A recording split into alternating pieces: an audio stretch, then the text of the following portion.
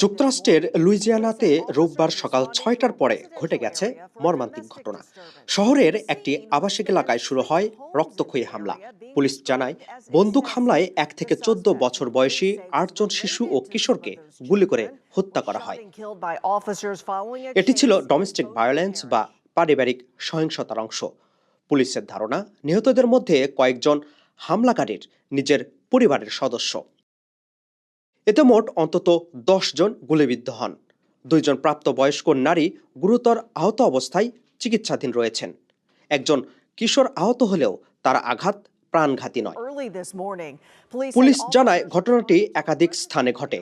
প্রথমে সন্দেহভাজন একজন নারীকে রাস্তায় গুলি করে, এরপর একটি বাড়িতে গিয়ে গুলি চালায়, যেখানে 8 জন নিহত হন। হামলার পর হামলাকারী একটি গাড়ি ছিনতাই করে পালিয়ে যায়। পরে পুলিশ তাকে ধাওয়া করে।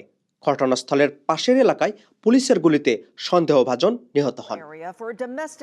ঘটনাটি তদন্ত করছে Louisiana state police.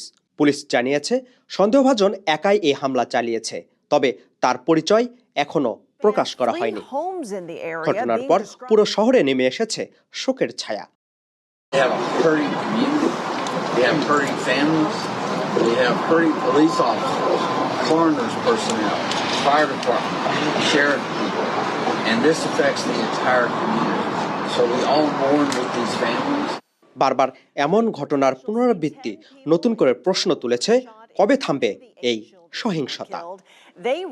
Apple Mahmud, ঠিকানা news desk, new York. A motive for the shooting is not clear at this time. We'll keep following it as